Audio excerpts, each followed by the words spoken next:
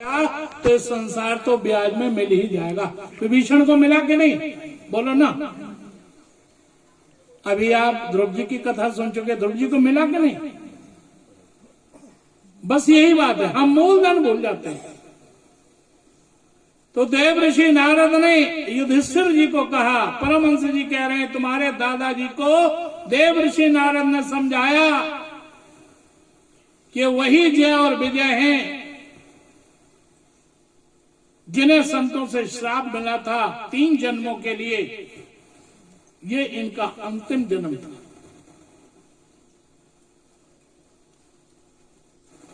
और हमने आपको एकदम सुनाया था। परमहंस जी कहते हैं, आप कहते हो कि दैत्यों से विरोध करते हैं, भगवान का दैत्यों से विरोध नहीं है। सुनो, अभी आपने सुना था कि भगवान ने 12 का रूप धारण करके उस हिरण्याक्ष को मारा था। उसी हिरण्याक्ष का बड़ा भाई हिरण्यकश्यप जब अपने भाई की मृत्यु का समाचार सुनता है तो अपने भाई की मृत्यु का बदला लेने के लिए तपस्या के लिए जाता है कि मैं ऐसी तपस्या करूंगा भगवान विष्णु से बदला लूंगा। और तपस्या करने के लिए गया, तो इसमें तो नहीं लिखा है लेकिन दूसरी जगह लिखा है, इंद्र ने प्रार्थना की देवगुरु बृहस्पति जी से, तो बृहस्पति जी तोते का रूप बना करके गए। जिस वृक्ष के नीचे बैठ करके वो तपस्या करना चाहता था, उस वृक्ष पर बैठ करके बृहस्पति जी ने नारायण नारायण का शब्द कर दिया। जैसे ही उसने नारायण शब्द सुना वैसे घर वापस आ गया। उसकी पत्नी का नाम था कयाधु। कयाधु ने कहा, स्वामी आप वापस क्यों आ गए। कहने लगे आज का शुभ मुहूर्त है ठीक नहीं, आज का मुहूर्त ठीक नहीं, क्योंकि जब मैं वहां गया तो वहां पर एक तोता बोला था नारायण नारायण नारायण। देखो जी, कयाधु उसने सेवा कर करके 108 बार नारायण कहलवा लिया। महाराज उसी रात प्रहलाद जी गर्भ में आ गए। बोलिए बांके बिहारी लाल के जय। और फिर वो तपस्या करने के लिए गया। इधर इंद्र ने जो भी उसका परिवार था सबको मार दिया। कयाधु को भी जब मारने के लिए चले कि इसके गर्भ है, इसे भी नष्ट करूंगा, इसे भी मारूंगा, तो देव ऋषि नारद ने छुड़वा दिया। कयाधु को अपने आश्रम पर रखा और अपने आश्रम पर रख करके भगवान की महिमा की कथाएं सुनाई। देव ऋषि नारद ने कयाधु को अंदर गर्भ में, उनका भक्त है जिसका नाम प्रहलाद। लोग कहते हैं कि अंदर से क्या सीख करके आए हो। यदि माँ बाप चाहें तो बालक अंदर ही सीख सकता है। अभिमन्यु ने चक्रव्यूह तोड़ने का जो ज्ञान प्राप्त किया वो बाहर नहीं किया, अंदर ही किया। अभी एक दिन में शायद आपको अष्टावक्र जी की कथा सुना चुका हूं ना, बाहर नहीं किया, अंदर ही ज्ञान था। लेकिन इस अवस्था में हमें क्या करना चाहिए, कथाएं हमें सिखाती हैं। यदि हम चाहते हैं बालक भगवान का भक्त बने, बालक परोपकारी बने, बालक अपने धर्म पर चलने वाला बने, तो उसी मार्ग से उसे प्राप्त भी करना चाहिए। ध्यान इस बात का रखना चाहिए। बहुत से लोग गलत मार्ग से प्राप्त करते हैं, तांत्रिकों के पास जाते हैं, लेकिन नहीं, जो हमारे धर्म ग्रंथों में कथाएं हैं, हमें जो शास्त्र कहते हैं, हमें उन मार्ग पर चल करके पुत्र प्राप्ति करनी चाहिए। तो फिर देखो उनके संस्कार कितने अच्छे होते हैं। भागवत में देख लो, चाहे रामायण में देख लो। महाराज दशरथ कहाँ गए, गुरुदेव के पास गए ना। और अभी कृष्ण अवतार की कथा है तो नंद बाबा कहाँ गए, अपने गुरुदेव शांडिल ऋषि के पास। गलत मार्ग न मत चुनो। कोई महिला, उसके बेटा नहीं था, किसी तांत्रिक के पास चली गई। उस तांत्रिक ने कह दिया अपने पड़ोस में आग लगा दो, जितने जीव जलेंगे उतने ही बेटे होंगे। 6 जीव जिंदा जल गए महाराज, उसके 6 बेटे हुए, और जो बेटा जवान हो वही मर जाए। सब लोग दुख मना रहे हैं, उसका ससुर नहीं मना रहा। क्यों? ससुर ने मना किया था, तू ऐसा मत कर।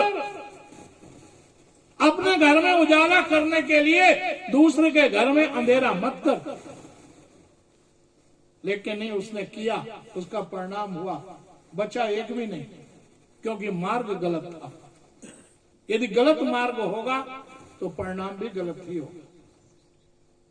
तो देव ऋषि नारद ने ज्ञान जो दिया, वो सारा का सारा ज्ञान प्रहलाद ने श्रवण किया। उधर उसने ओम ब्रह्मणे नमः, ओम ब्रह्मणे नमः तपस्या की ब्रह्मा जी की, और इतनी तपस्या की कि ब्रह्मा जी को आना पड़ा। ब्रह्मा जी ने कहा, वत्स मांग लो, क्या मांगते हो? तुम्हारी तपस्या से मैं प्रसन्न हूं। हिरण्यकश्यप ने कहा, आप देना चाहते हो तो मुझे अमरता का वरदान दे दो। ब्रह्मा जी ने कहा कि मैं अमरता का वरदान नहीं दे सकता हूं, जो जीव आया है उसे जाना जरूर पड़ेगा, मरना जरूर पड़ेगा, कोई और वरदान मांगो। उसने वरदान मांगा, न अस्त्र से मरूं, न शस्त्र से मरूं, न पृथ्वी पर मरूं, न आकाश में मरूं, न दिन में मरूं, न रात में मरूं, 12 महीनों में किसी महीने में न मरूं, किसी मनुष्य से न मरूं, किसी देव से न मरूं, किसी पशु से न मरूं। उसने अपनी बुद्धि से मरने के जितने भी रास्ते हैं सारे बंद कर दिए। अब वरदान पा करके आया। अब देखो आप, ऐसा सुंदर वरदान मिला, चाहता तो क्या कोई उपद्रवी रह सकता था दुनिया में? बोलो ना जी। कहां का राजा था ये? हिरण्यकश्यप कहां का राजा था जी? कहां का राजा था? मुल्तान का। आजकल पाकिस्तान में है, मुल्तान का राजा था। हाँ जी, मुल्तान का राजा।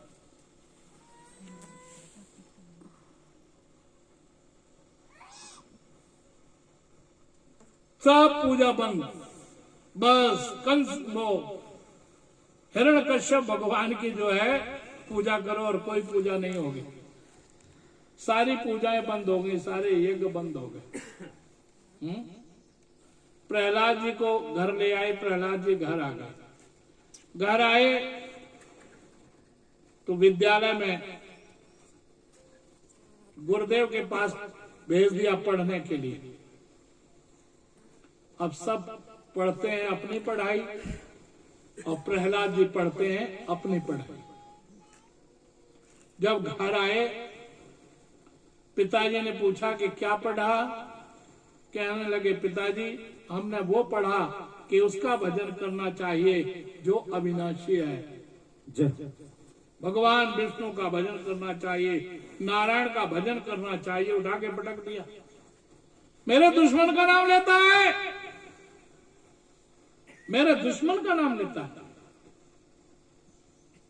शंडा मर्ग को बुलाया, क्या पढ़ाया तुमने? कहने लगे, हमने नहीं पढ़ाया, ये पढ़ता ही कुछ ऐसा है। आप चिंता ना करो, फिर पढ़ाऊंगा तो ठीक से पढ़ाऊंगा।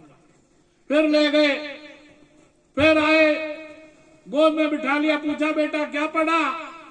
भक्त प्रहलाद ने कहा कि श्रवणम कीर्तनम विष्णु स्मरणम पाद सेवनम अर्चनम वंदनम दास्यम सख्यमात्म निवेदनम।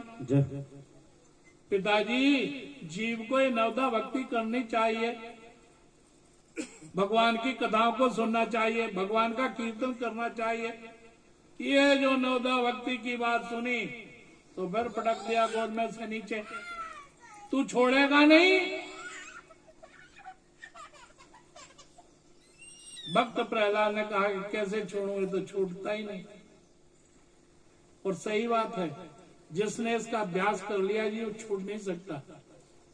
कोई शिष्य गुरु जी से कहता है, इतने दिन नाम जपते हुए हो गए, हुआ तो कुछ है नहीं, मिला तो कुछ है नहीं।